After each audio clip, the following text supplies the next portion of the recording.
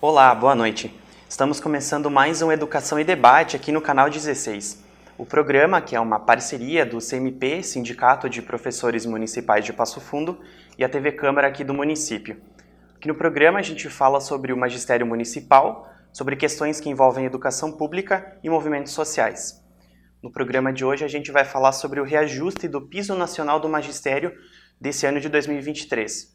Para conversar sobre o assunto, a gente trouxe os dirigentes do CMP Sindicato, a Geniane Dutra e o Rudimar Gomes. O Rudimar também, que é presidente do Conselho de Acompanhamento e Controle Social do Fundeb aqui de Passo Fundo. Muito boa noite, Geniane. Boa noite, Rudi. É um prazer recebê-los aqui. Boa noite, João. Boa noite, Rudi. Boa noite, colegas professores, comunidade em geral que nos acompanham. É um prazer, é muito bom estar aqui, ter esse momento de fala, para que a gente possa esclarecer para a população de Passo Fundo sobre esses dois temas tão pertinentes que vão nortear o nosso debate da noite, que é o Piso Nacional do Magistério e o Fundeb, que é uma verba que norteia o nosso reajuste. Nós estamos num período do ano em que os professores eles estão discutindo o seu reajuste anual, então nada mais justo que a gente possa estar esclarecendo a população de Passo Fundo sobre isso, para que eles possam compreender a incansável luta dos professores na busca, primeiramente na busca dos seus direitos lá atrás, e agora, infelizmente, na defesa dos seus direitos. Boa noite, João. Boa noite, Geniane, aos professores, nossos colegas, né? E também a toda a comunidade. Eu acho que é um espaço fantástico que é nos cedido aqui no programa Educação e Debate, para nós podermos, como disse a Geniane, explicar algumas coisas que ficam, às vezes, pontos de interrogação e a gente precisa sanar essas dúvidas. Então, esse espaço aqui nessa noite vai ser, acho que para isso. Uhum. Bem, eu acho que para a gente falar do piso, a gente precisa falar primeiro de Fundeb e a importância que essas verbas têm, né, para a questão do piso. Rudi, esse fundo de manutenção e desenvolvimento da educação básica, de onde que vêm as verbas para esse fundo e aonde que elas podem ser utilizadas? Podem ser, por exemplo, para o pagamento do piso, justamente? Olha só, o Fundeb, então, ele é uma arrecadação feita de alguns créditos que entram de impostos do ICMS, entra semanalmente, né? O ICMS é arrecadado semanalmente e entra semanalmente no Fundeb, pelo FPE, que é o Fundo de Participação dos Estados e do Distrito Federal, o FPM, Fundo de Participação dos Municípios, o IPI Exportação, o ITRM, e esses aqui entram a cada 10 dias. Também tem a desoneração de exportações, essa entra mensalmente, esse imposto para o Fundeb, e o IPVA, daí de acordo com o calendário de cada estado, né? Cada estado tem o seu calendário. Então daí que surgem as verbas do Fundeb. A verba do Fundeb ela vem de arrecadação de impostos, não sai diretamente da prefeitura. Tem toda essa arrecadação de impostos e com essa arrecadação de impostos é que surge a verba do Fundeb. A verba do Fundeb, como você me perguntou, para pagamento de professores, ela tem 70% no mínimo no Fundeb, 70% no mínimo. Essa palavra tem que ficar muito bem grifada. No mínimo, quer dizer que você pode gastar mais, 70% no mínimo, para pagamento de profissionais da educação, professores e profissionais da educação. 30% compras e serviços que são feitos em algumas escolas, mas a prioridade do Fundeb é a valorização do professor. Então, por exemplo, se tu olhares a história do município aqui de Passo Fundo, teve épocas que o Fundeb foi usado 100% para pagamento de professores, para garantir. Pode, porque 70% é o mínimo. Então, hoje, praticamente, o Fundeb seria para pagar os professores e para dar uma educação de qualidade. Uhum. E agora, dando uma recapitulada no cenário do ano passado, para a gente poder entender agora o contexto desse ano. Ano passado, o reajuste do piso nacional do magistério foi de 33,24%.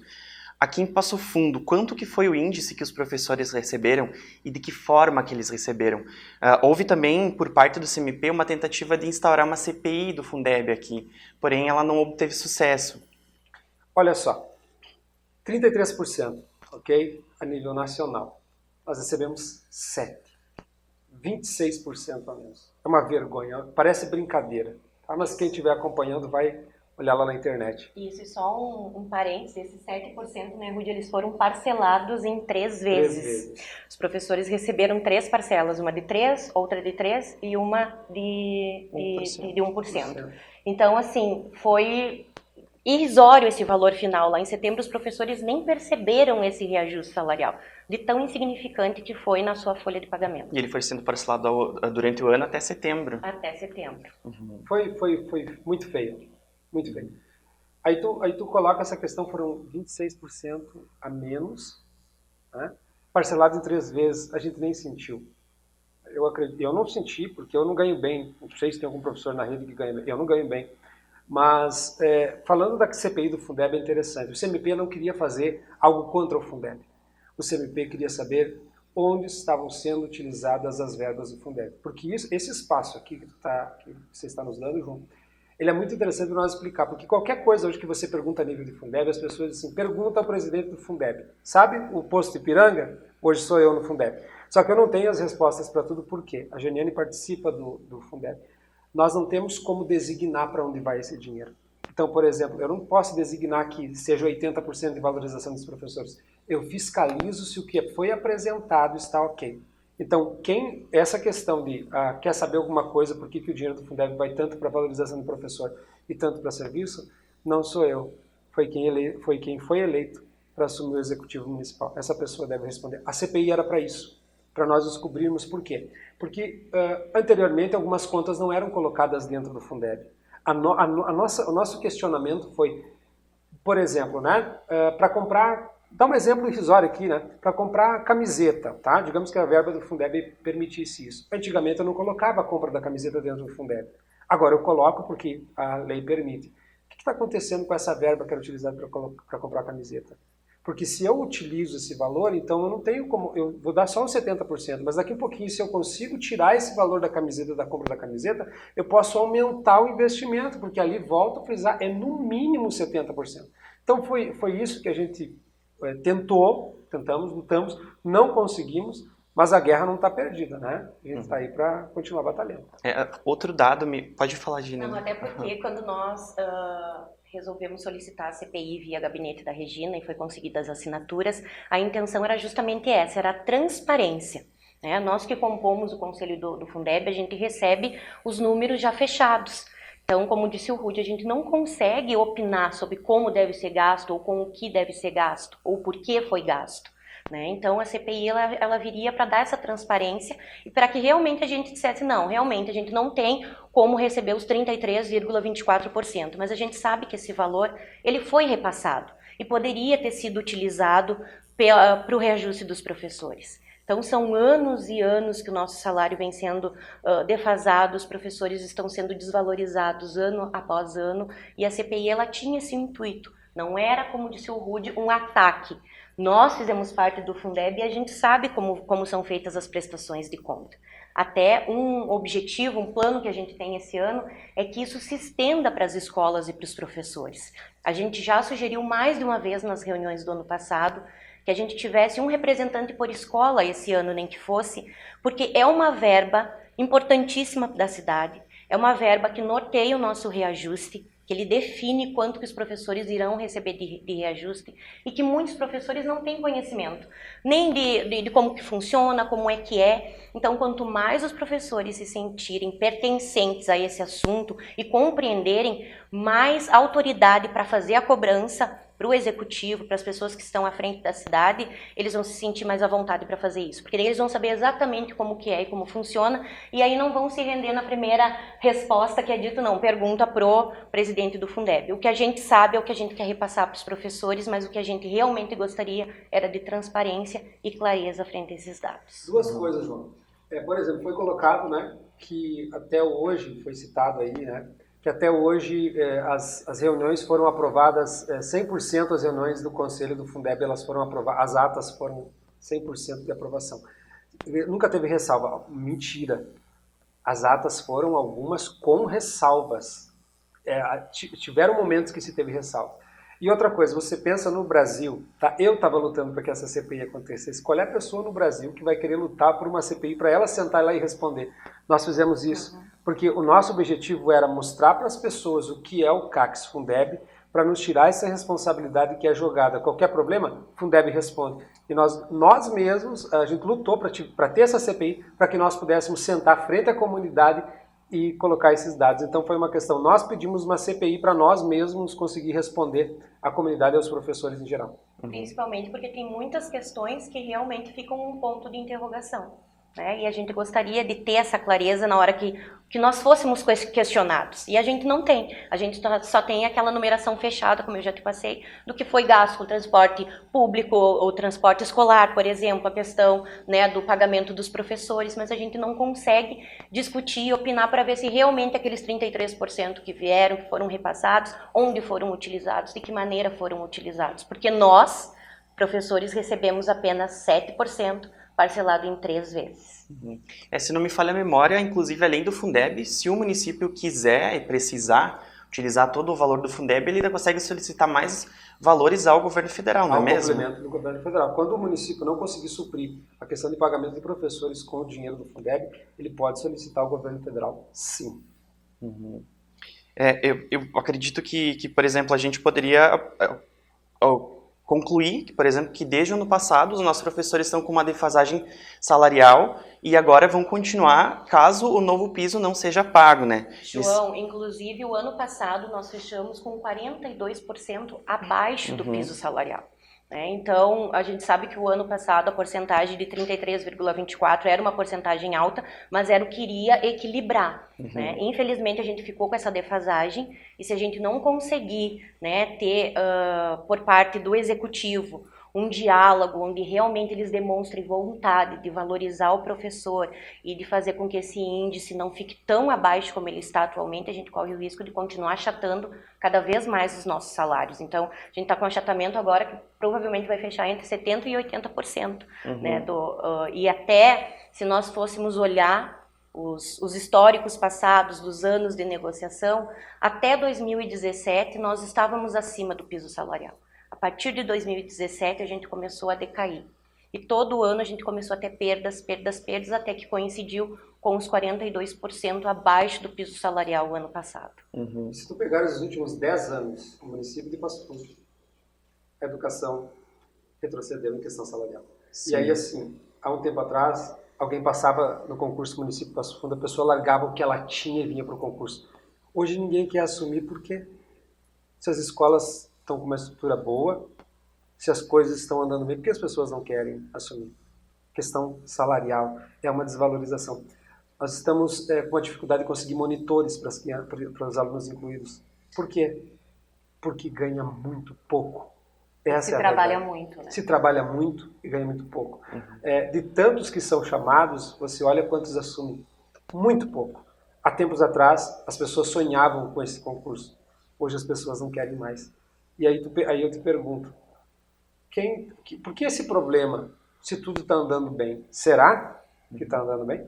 Agora, há poucos dias, saiu uma lista, saiu a lista oficial, no Diário Oficial, de todos os professores que foram chamados agora, por último, e uma lista enorme de professores que não quiseram assumir, que não foram nem levar a documentação ou que desistiram.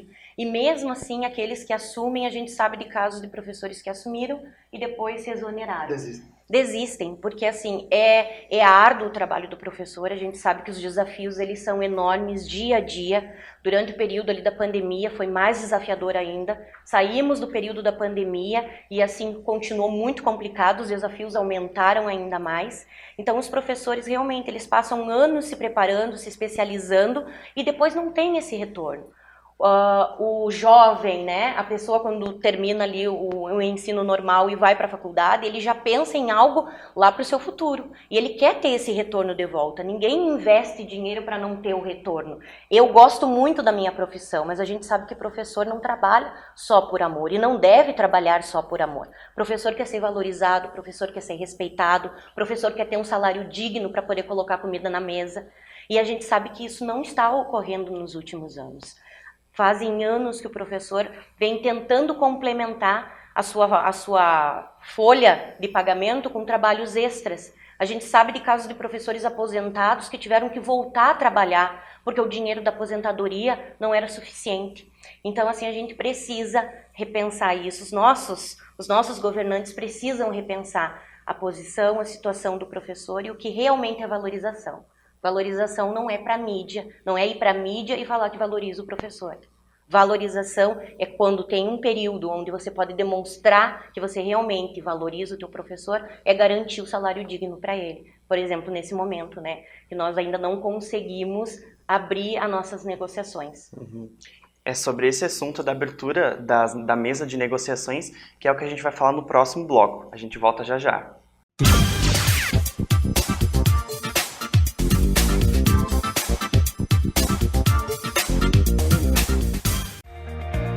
O que é importante para você é importante para a Câmara. A Câmara de Vereadores tem compromisso com a comunidade e transparência na gestão. Por isso, debater as necessidades da comunidade faz o trabalho do Legislativo ter muito mais resultados para você. Com participação, as mudanças acontecem e os investimentos geram mais desenvolvimento e garantem um futuro melhor para a nossa cidade. Câmara de Vereadores de Passo Fundo, a casa dos grandes debates.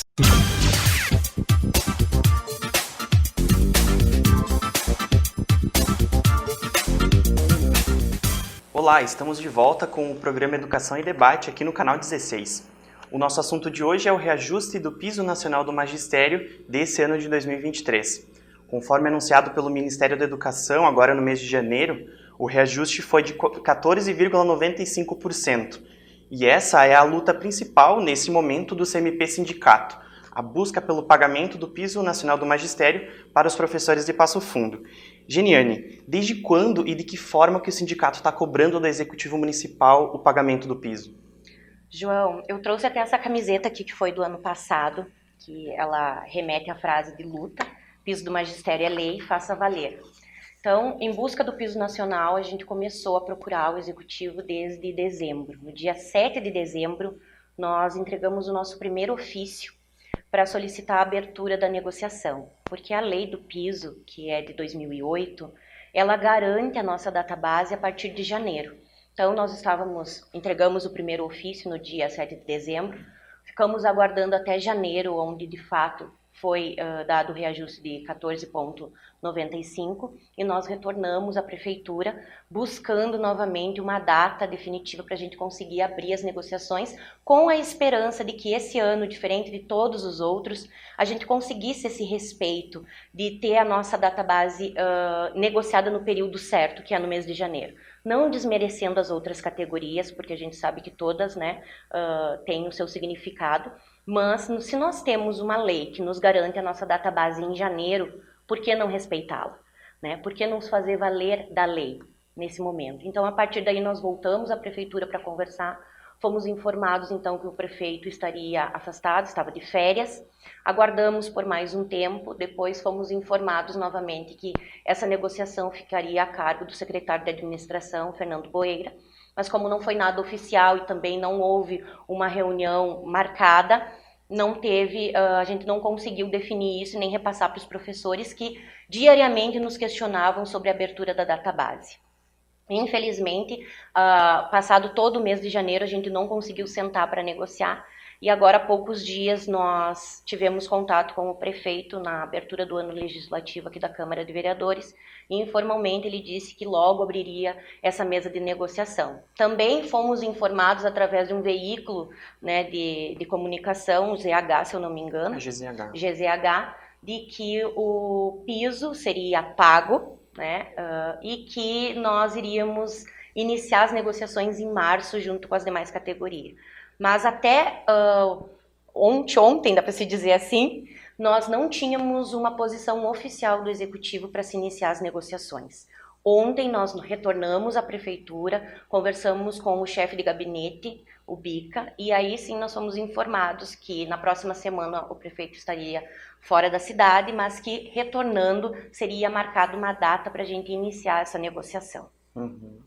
Lembrando também, João, que sempre foi nos dada desculpa Que não poderia ser negociado um tempo atrás, quando éramos ligados ao Simpasso, não podemos negociar com os professores porque não tem um sindicato dos professores. Então tinha essa desculpa, como é que se iria negociar o piso dos professores?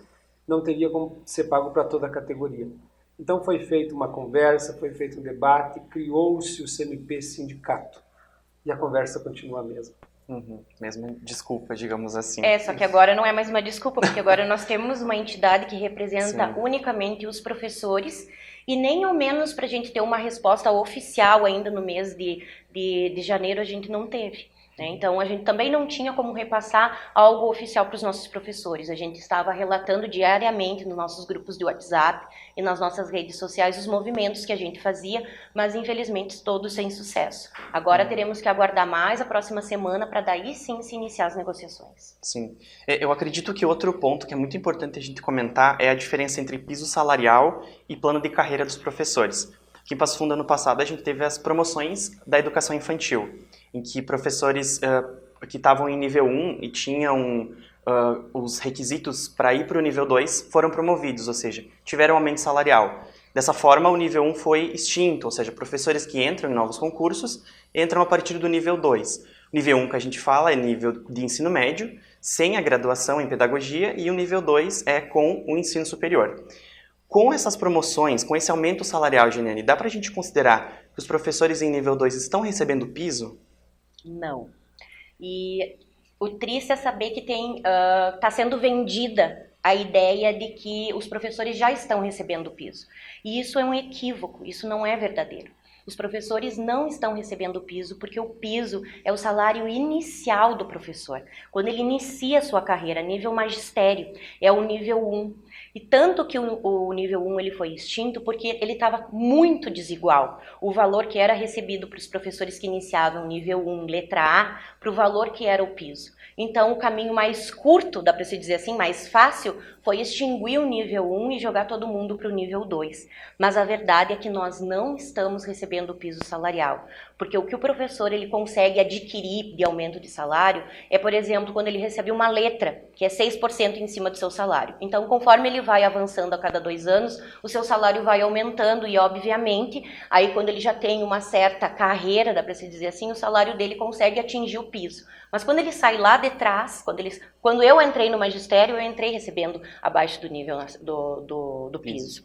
O RUD, que é da educação infantil, ele consegue sentir muito mais isso, porque as professoras da educação infantil até então não tinham as vagas para promover para o nível 2. Então elas ficaram durante anos recebendo por completivo.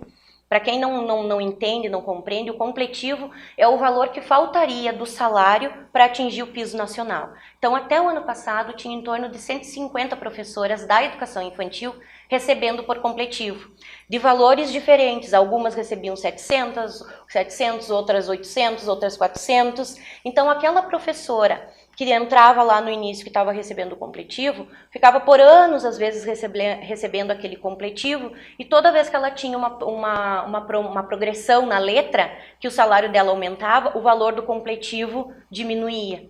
Ou seja, não mudava nada. Não mudava nada, o salário continuava a mesma coisa, e daí aquela professora que estava lá há anos na carreira acabava recebendo praticamente a mesma coisa da professora que estava entrando, só com diferença no valor do completivo. Só para chegar no piso, para não ir contra a lei, no caso, porque senão o município somente por isso. E é bom frisar que esse valor que as professoras recebiam por completivo, e que ainda recebem, porque quem não conseguiu adquirir os requisitos para avançar para o nível 2, permanece no nível 1. Então, são em torno de mais ou menos umas 8 professoras. Elas continuam recebendo por completivo. E durante todo esse tempo que o salário foi complementado, aquele valor que vinha não vai entrar para o cálculo da aposentadoria dessas professoras. Então, mais uma vez, é uma perda para os nossos professores. Mas no jornal, na mídia, os professores receberam aumento de salário. Que, explicando agora para a comunidade entender, não foi verdade. João, rapidamente só para ilustrar o que acontece. Há investimento nas escolas, questões tecnológicas, estamos negando isso.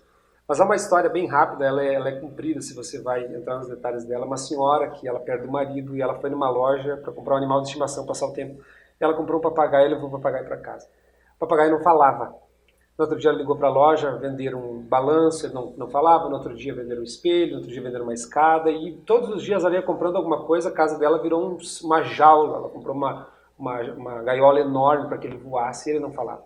Até que um dia ela acorda de manhã e esse papagaio está falando, e ela chega lá na sala e encontra ele morto no chão. Ligou para a loja, encheu o dono da loja de desaforo, né?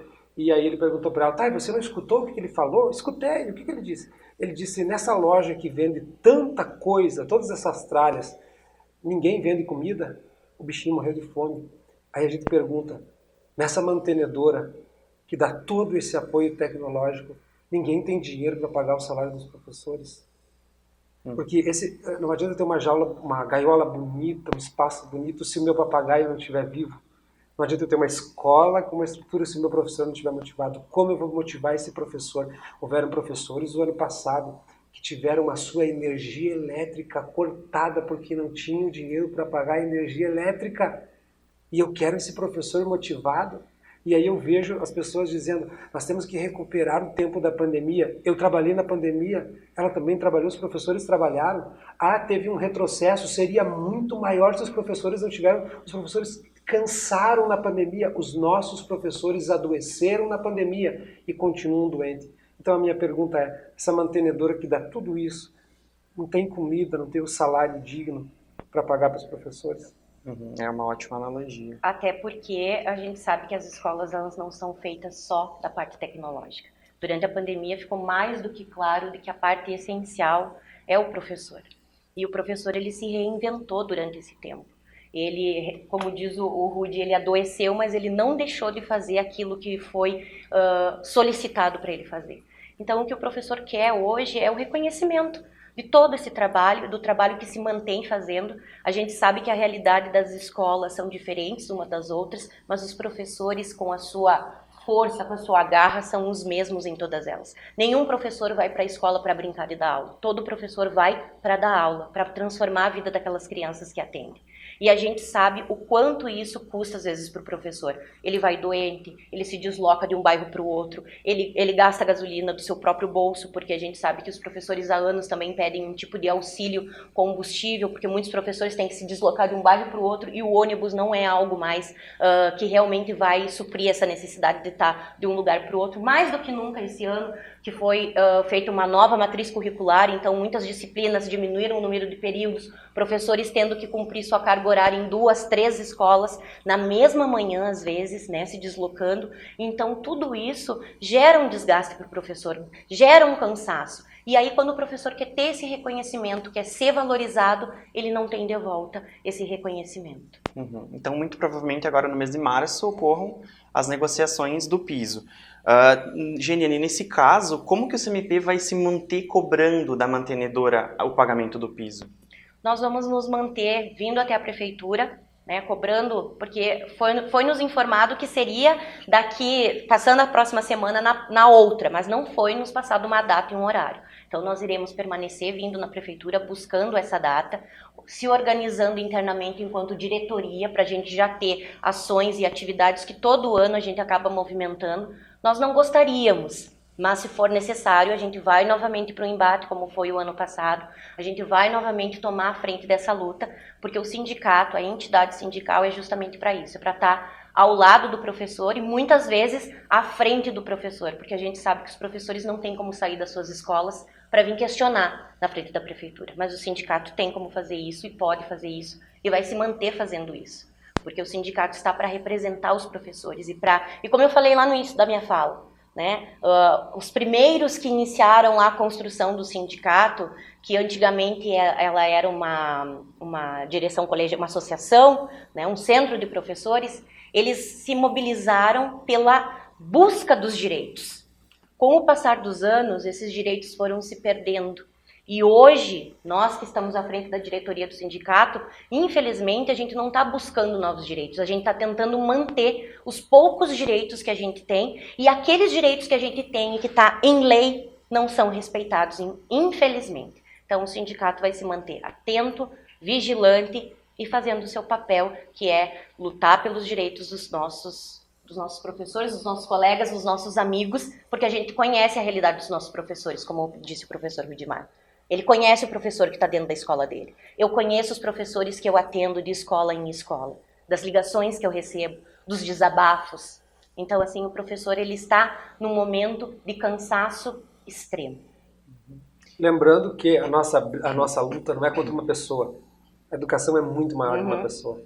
A nossa luta é pela valorização desses profissionais que ficam, não passam. Eles ficam. Bom, acredito que a nossa conversa foi muito proveitosa para a gente entender diversos aspectos ao redor do Piso Nacional do Magistério, valorização do professor, né? Uma pauta muito importante para a categoria, mas não somente para ela, assim como é para toda a comunidade, porque envolve educação pública. Eu só tenho a agradecer a presença do Rudimar e da Geniane no programa de hoje. O nosso programa vai ficando por aqui. Não se esqueça de seguir o CMP nas redes sociais. É só procurar CMP Sindicato no Instagram ou no Facebook e ficar por dentro de todas as atividades. Uma boa noite e até a próxima.